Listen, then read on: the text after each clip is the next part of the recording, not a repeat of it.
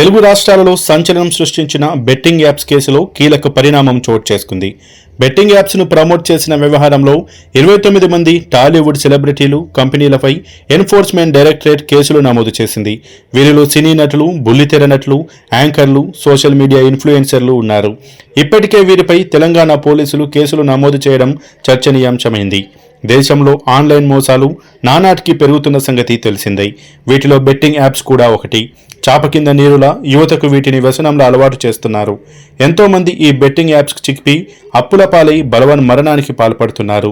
వీటిని నియంత్రించాలని నిపుణులు, మేధావులు నెత్తున్నోరు బాదుకుంటున్నారు.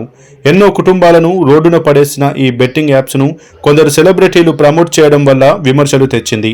పలువురు సెలబ్రిటీలు బ్రాండ్ ఎండార్స్మెంట్ విషయంలో వెనుక ముందు ఆలోచించకుండా ప్రమోట్ చేయడం సరికాదని నిపుణులు హెచ్చరిస్తున్నారు. దేశ రాజకీయాలనే వణికించిన మహాదేవ్ బెట్టింగ్ యాప్ కేసులో పలువురు సినీ నటుల పేర్లు తెరమీదికి రావడం చర్చనీయాంశమైంది. ఈ నేపథ్యంలో తెలుగు రాష్ట్రాల్లో బెట్టింగ్ యాప్ స్కామ్, దానికి ప్రమోషన్ చేసిన సెలబ్రిటీలపై కొద్ది రోజుల క్రితం తెలంగాణ పోలీసులు ఉక్కుపాదం మోపారు. పలువురు స్టార్స్, సోషల్ మీడియా ఇన్ఫ్లుయెన్సర్లు, యాంకర్లపై కేసులు నమోదు చేశారు. వీరిలో పలువురిని స్టేషన్కి పిలిపించి విచారణ కూడా జరిపారు. అప్పట్లో ఈ కేసులు చిత్ర పరిశ్రమలో కలకలం రేపాయి.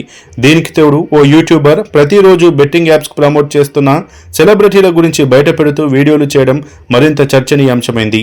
చట్టవిరుద్ధంగా బెట్టింగ్ యాప్లు డౌన్లోడ్ చేసుకోమని సెలబ్రిటీలు ప్రచారం చేయడాన్ని పలువురు ఖండించారు.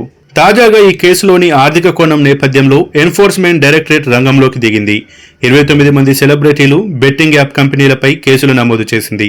వీరిలో హీరోలు విజయ్ దేవరకొండ, రానా, నటుడు ప్రకాష్ రాజ్, మోహన్ బాబు కుమార్తె మంచు లక్ష్మి, హీరోయిన్లు నిధి అగర్వాల్, అనన్య నాగల్లా, ప్రణీత, యాంకర్లు శ్రీముఖి, వర్షిణి సౌందరరాజన్, శ్రీ హనుమంతు, వైసీపీ అధికార ప్రతినిధి యాంకర్ శ్యామల, వసంతి కృష్ణన్, శోభా శెట్టి, అమృత చౌదరి, నయని పావని, నేహా పఠాన్, పండు, పద్మావతి, ఇమ్రాన్ ఖాన్, విష్ణుప్రియ, హర్షసాయి, సన్నీ యాదవ్, టేస్టీ తేజ, రీతూ చౌదరి, సుప్రీత బండారు తదితరులు ఉన్నారు.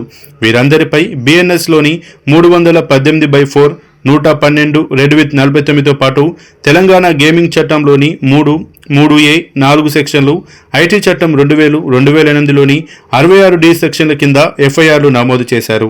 ఇప్పటికే బెట్టింగ్ యాప్ కేసుపై తెలంగాణ పోలీసులు నమోదు చేసిన ఎఫ్ఐఆర్ విచారణ ఆధారంగా ఎన్ఫోర్స్మెంట్ డైరెక్టరేట్ దర్యాప్తు నిర్వహించనుంది.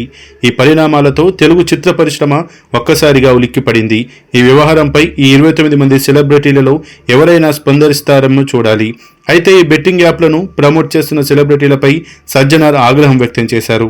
యువత బంగారు భవిష్యత్తును నాశనం చేస్తున్నారని ఆర్టీసీ ఎండీ సజ్జనార్ మండిపడ్డారు. బెట్టింగ్ను ప్రోత్సహించడం వల్లే యువత బంధుత్వాలను మరిచారన్నారు.